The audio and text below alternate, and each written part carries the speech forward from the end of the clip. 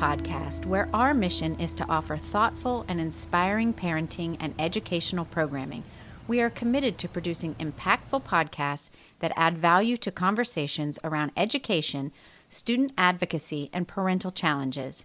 My name is Heather Moore, and I'm the head of school at Strelitz International Academy in Virginia Beach, and I will be your host.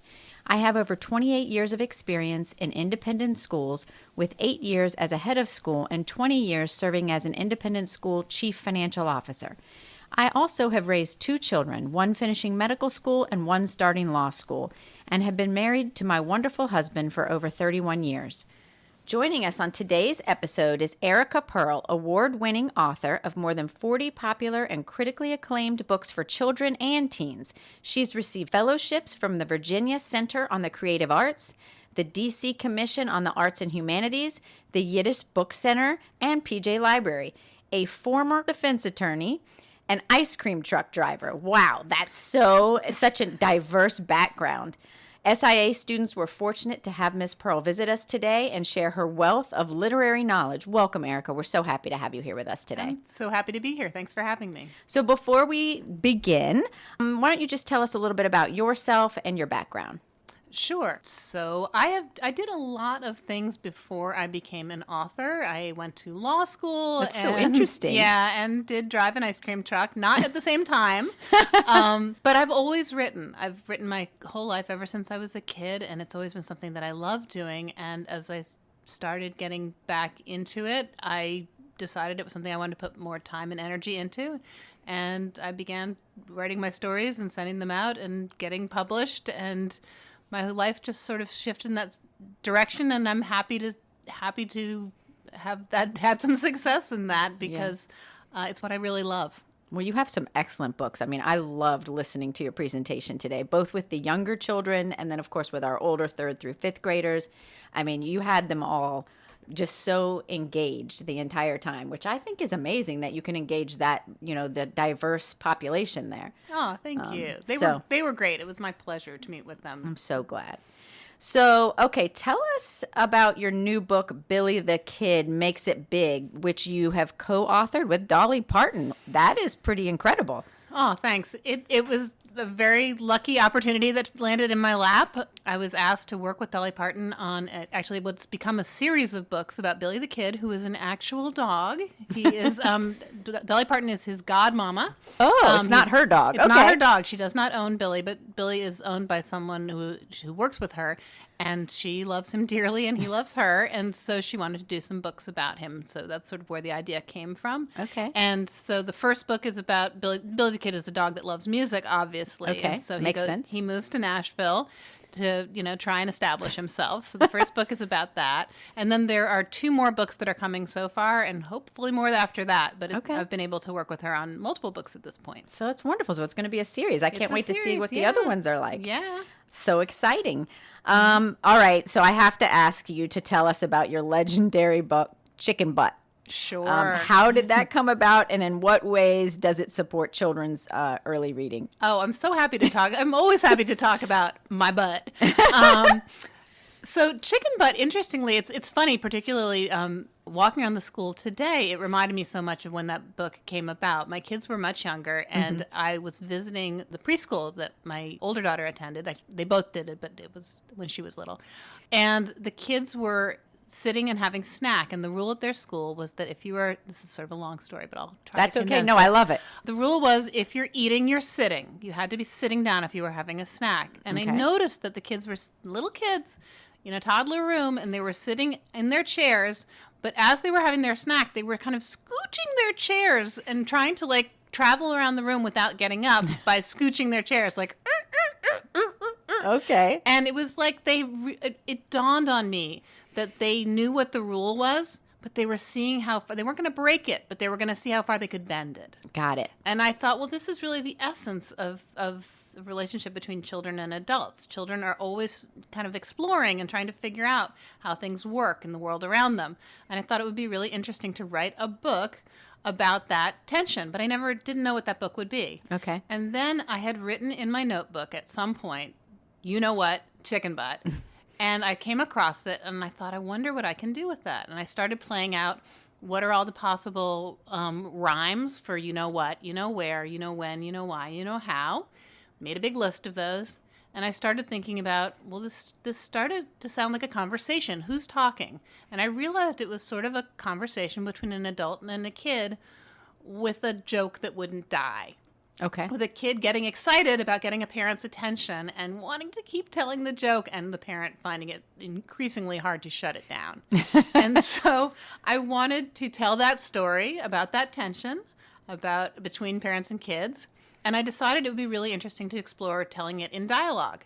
So I wrote the entire book in dialogue. This is something that people sometimes don't notice at first about Chicken Butt, is the entire book is written in dialogue, which, as an aside, was a very big challenge for the illustrator, Henry Cole, because there's no descriptive language. It's all dialogue. It's essentially a play.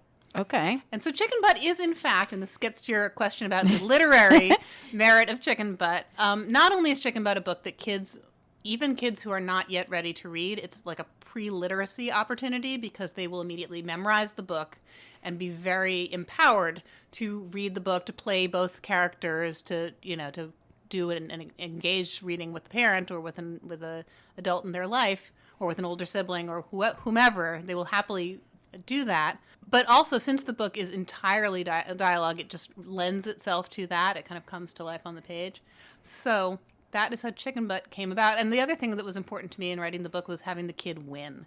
Having the kid have the satisfaction that the last laugh the kid gets, which fuels the kid's enthusiasm to read it again. Yeah.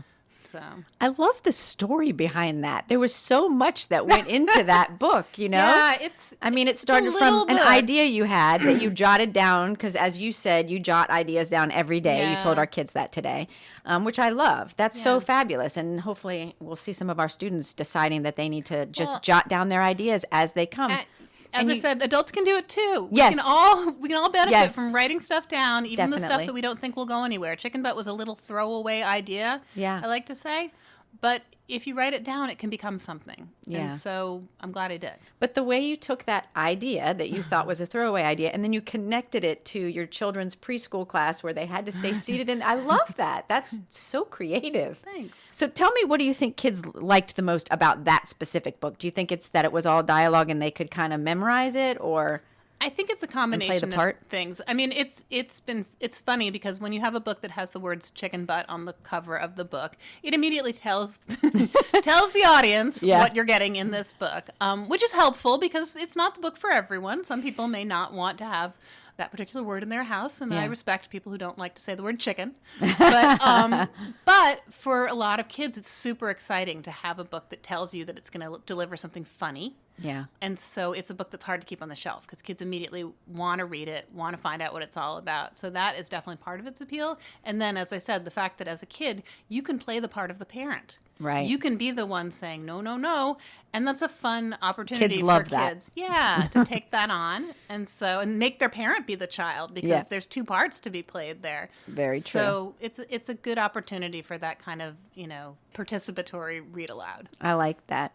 So tell us a little bit about your Truth and Lies series. I find that very interesting, and I liked some of your description you shared with our kids today, but tell us a little bit about that. Sure. So it is what I like to call a mostly nonfiction series. It is, if you go to a library, it will be filed under nonfiction because the book is predominantly a nonfiction series. Okay. However, what I did was the whole book is structured sort of as a quiz.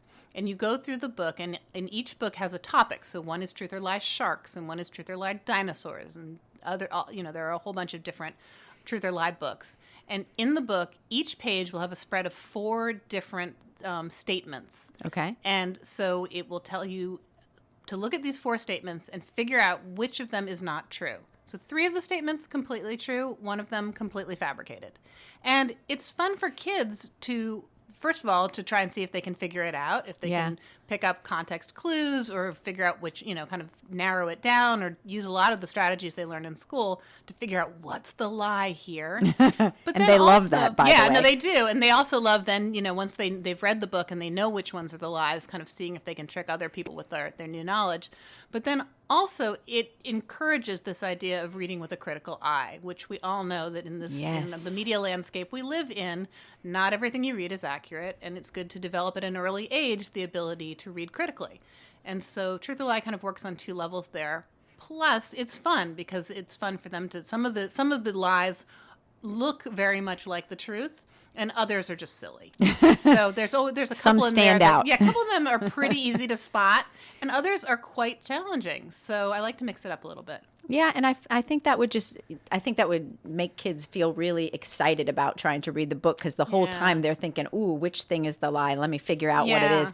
It reminds me, actually, I hadn't thought about it in years, but when I used to teach at the community college, on the first night of class, I would always give like a bio about myself. I would stand up and tell everybody all these facts about myself. But then I just, for fun, started saying, okay, I'm going to share, a little bio about myself and my family, but somewhere in there is one thing that is not true. And when I'm done telling you my bio, I want you guys to try to figure out what was the untruth or what was the lie in my bio. And I tell you what, those kids were so much, and I had kids and adults actually, because it was community college, but they were so engaged listening to my bio because they were all like, which thing is not true? And it was fun. It was just made it a little bit more exciting. I don't know. After you do your bio 100 times, you're kind of like, over it. So I thought, let's do something different. And I did that. And I hadn't thought about that in years, but when I saw your book series, I was like, oh, it just reminded me about that. Very cool. Okay, so I think this is pretty exciting. Why don't you tell us about your graphic novel, White Bird, which is also already a motion picture or becoming a motion picture? Is it out yet? Sure. So here's the story about White Bird. Yeah. White Bird actually started out, it is a book that is part of the universe of the book Wonder by R.J. Palacio, which many of the kids I talked to today my kids have all, read. yes. Yeah.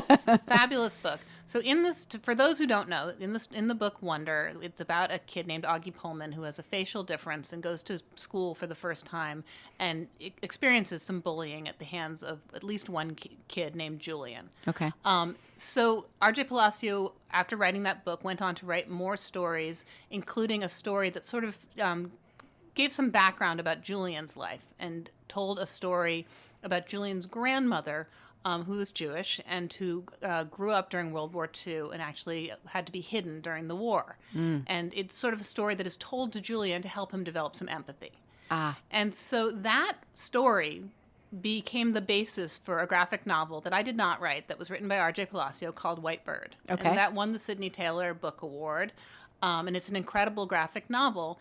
And I was approached by an editor who is R.J. Palacio's editor as well as my editor. So the editor who edited the book Wonder also edited my book When Life Gives You OJ and all my other novels.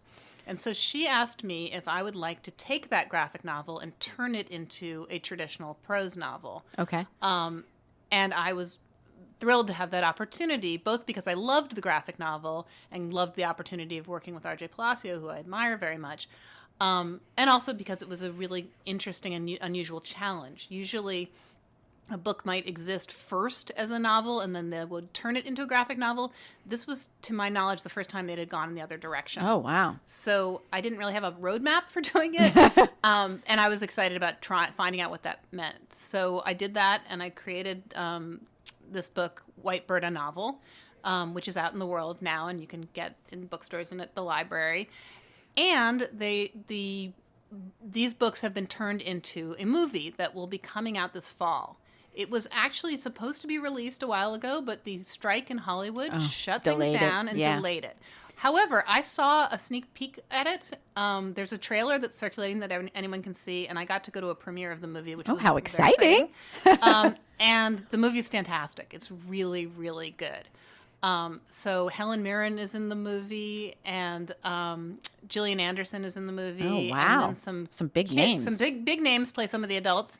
And then the kids are, to my mind, lesser known names, although they're clearly stars that are up and coming, and they're amazing.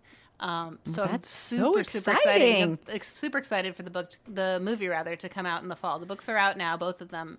So I'm encouraging kids. So there's 2 books. There's 2 books. Okay. And they are essentially two different art forms telling the same story. Got it. So kids can read them both. So if you're, if you could start with the graphic novel and then read the novel, you can start with the novel, then read the graphic novel. And then when you see the movie, you'll see a third version, which is, again, slightly different because it's a different kind of storytelling. That's what I was going to ask you, actually, out of curiosity. Yeah. Is the movie different than the novel? Well, it's interesting because I didn't see the movie at the time that I wrote the book. The book is entirely based on the graphic novel. Okay. So they are quite similar in many ways, although again different because they're different kinds of storytelling. The movie takes a couple of in broad terms, it's the same story. Right. But it uses some of the movie-making tools to elevate the story in really interesting ways. And so I was really excited by some of the things they did that you could only do on a big screen. So did you participate in any way in the making of the movie? No, unfortunately not. I had nothing to do with it, but except to be a very enthusiastic audience member. Okay. Just curious. Yeah. I mean, you always wonder because there's so many times you read a book and then the movie comes out many years later and you go to see it and you're like, wait a minute, that's not what happened in the book. So, or there's characters that aren't in the movie that were in the book. Generally, you find there's, more in the novel or book than there is in the movie. And that's probably because novels can be longer, and they don't have. They have what how much time to get from a movie. They stayed pretty close. I mean, some of the things that were just made sense. Like for example, in the book versions, Julian and his grandmother communicate through phone calls. The grandmother lives in France, and he lives in America. Okay. And so they do FaceTime calls in both the graphic novel and the novel. Oh. In the movie, they're actually in the same room because you can see why if you've got Helen Mirren at your disposal, you want to have her in the same room so she can have like real scenes with the other characters. So she visits her grandson, and so they actually have conversations. That's just like one of the ways. No major spoilers here, but it just makes a lot more sense. I love that though. Rather than having them on a phone call to have them put them in the room together. Yeah, well, that's an interesting difference that really does make sense. So I get it. Yeah. Okay, well, I mean, that is just so exciting. From writing books with Dolly Parton, you got a novel that's turned into a movie. I mean, you just have so many exciting things. And I got to come here. That was super exciting. Well, we think so. We're a little partial to our little school. So turning it a little bit, can you give us some advice for our parents, for our listeners, on what they could do to encourage their kids to read more? Because that's always something I hear parents asking. What can we do? How can I get my child interested in reading? Sure. I mean, one of the simplest and best things is to read yourself. Yeah. And when I say that, I mean read anything. Like it doesn't matter if you're reading something that you consider to be like, quote unquote trashy. It doesn't matter. Your kids are seeing you reading. You're modeling that you're a reader too. So I think that's a huge part of it, is just making some room in your own life for reading and having times that you read together. I also, when my kids were littler, we would sort of try to find ways that we could, like, for example, at our dinner table, nobody brought, like, phones or books or things like that to the dinner table. That was sort of a rule in our house. But we would have sort of, like, on the weekends, we would have, like, for breakfast or for brunch or whatever we were gathering around the table early in the day, we'd have, like, reading breakfast. And everybody would bring a book to the table. And the kids would think it was like really cool because they got to like, sit at the table and read a comic book or read a novel or something. And we would read the newspaper or a book or something too. And so it just sort of made it special. So elevating reading in that way. I like that. Also just having access to a lot of print material, just having like books all over your house. I'm a big fan of like books in the bathroom, books in the kitchen. Just demonstrating to kids that books are a big part of our life is part of that. Okay, good advice. I like that. Yeah, so that's, like I said, I think there's some pretty low lift things that you can do just to sort of, rather than like, so I mean, a lot of the kids here love to read. It's very clear when you talk to them how important reading is to them. So talking to them about what they're reading a book with them, or reading a book, if they tell you it's a good book, read it. Yeah. I still get some great recommendations from my own kids for like books that they think are cool. And we have very different reading tastes. But if they tell me they like it, I'm going to want to read it to find out what, why it appealed to them. So then we can have a good conversation about it. I like that too. Yeah. Very good advice. Yeah. How about telling us a little bit about your creative process? How do you start a book? How long does it take you to write a children's book? And what advice would you give somebody who's thinking about embarking on writing a book of their own? Sure. It's a lot. Loaded questions there. Yeah. No, well, so one of the things that I shared with the kids is that I'm a really big proponent of just the habit of writing stuff down. And when I say that, I just also want to say, like, if I happen to not, I usually have a notebook with me at all times. If I don't, I will record on my phone. I will just, like, if I'm out walking, I'll say something into my phone and record it, or I'll jot down a note on my phone or something like that.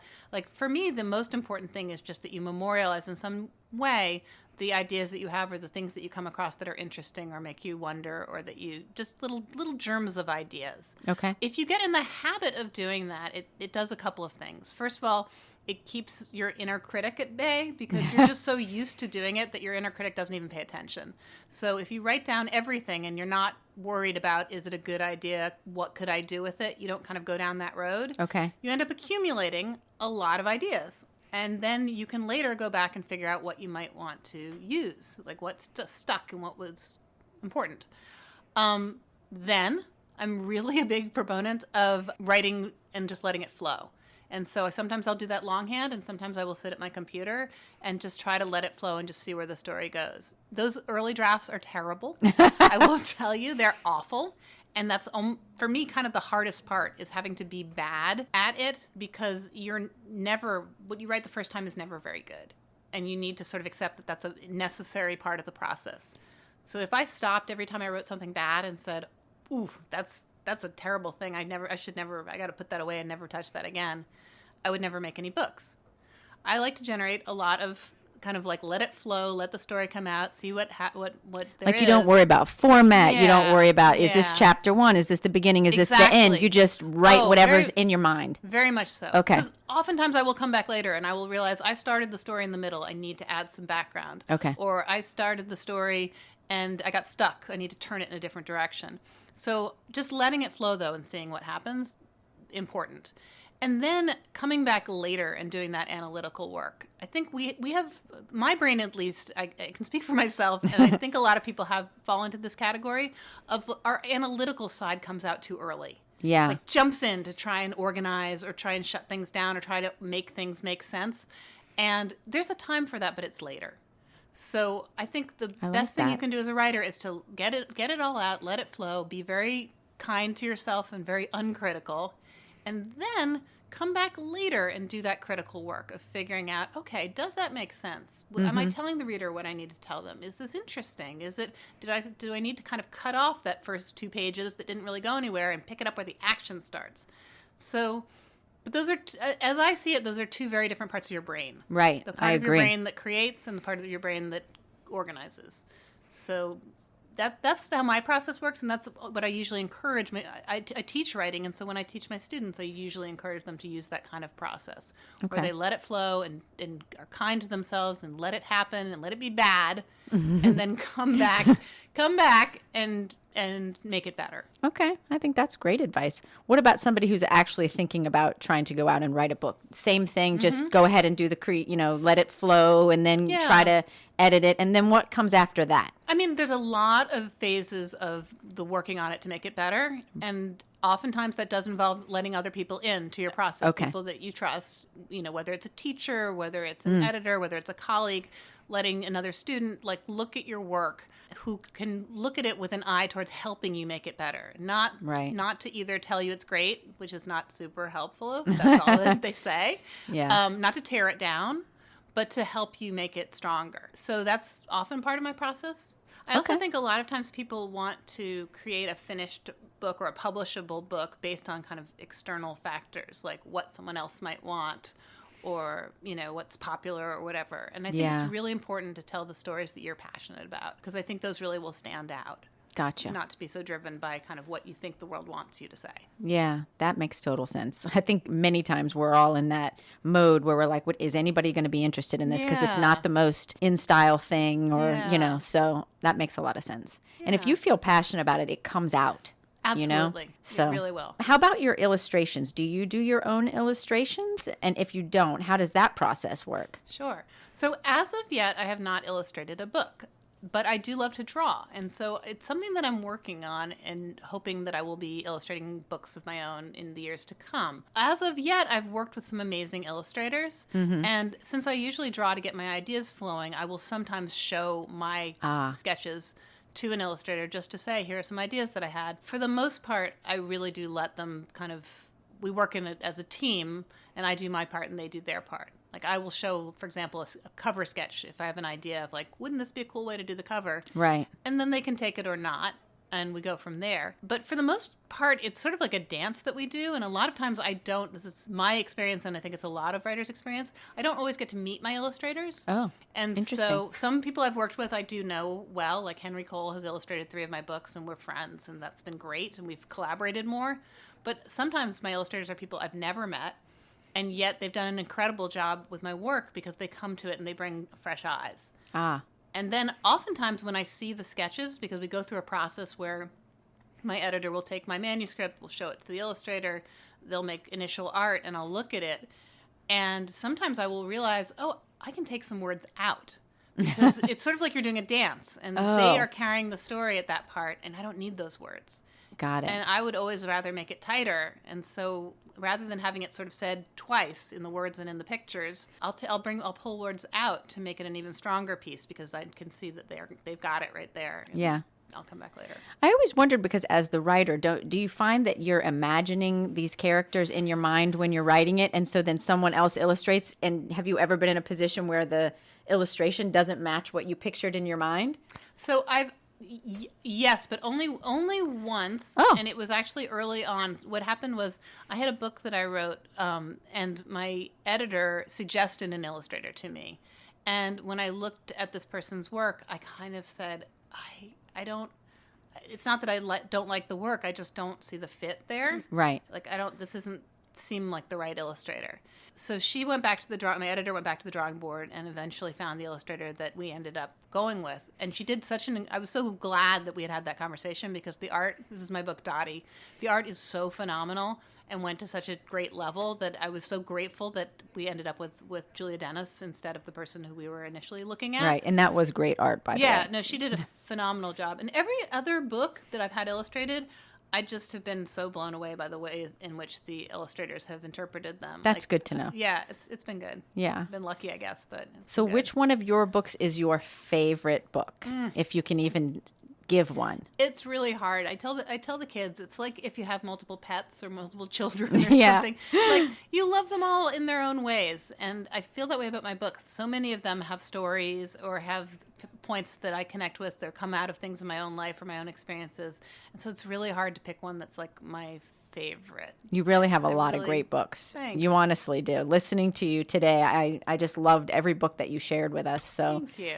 It would be hard to pick. I can see that. It is, and also and yours are diverse too. Yeah, That's the other thing. Yeah, I was going to say I write for a really wide age span. Yeah. And the best thing is when you meet a kid who connected with your book, and that book hit them right where they are, and that for me is the best part. So it's not about like one book is not perfect for everyone. Right. But when you see your books connecting with the right reader, that's magic. That's nice. Well, I can't wait to see all the Dolly Parton books come out. And honestly, I can't wait to see the movie come out, but I'm going to read the book first. Please do. So that then I can compare it to the movie, because that's my favorite thing to do. So thank you so much for visiting our school and sharing your vast knowledge with us, because it's really been amazing. I would love for you to come back to our school. Hopefully we can work something out sometime. And I think the kids really loved it as well. If I have listeners out there who are interested in getting some of your books, where should I direct them? Well, they can get copies from any online or in-person bookstore. They can find them at the library, both at school and at the public libraries. And I'm going to be leaving some signed book plates with the library. So thank you. They have their own copies, and they come in. They can get a signed book by coming in and showing it to their librarian, and we'll set them up. That is so nice. I love that. Again, thank you so much for joining us and coming to our school and spending time with our kids today. It really meant so much to us. Thank you to all of our listeners today for joining our podcast. Please give us feedback on our podcast. If you found value in today's episode, we hope that you will subscribe, like, and follow us. Please also visit our website at www.strelitzinternationalacademy.org for more information about this episode, and we will also put up some information on Erica Perl and her website if you are looking to get more information from her. And remember, it takes a whole community to build a strong foundation for our children to grow and develop. On behalf of SIA, thank you for joining us today, and thank you for your partnership.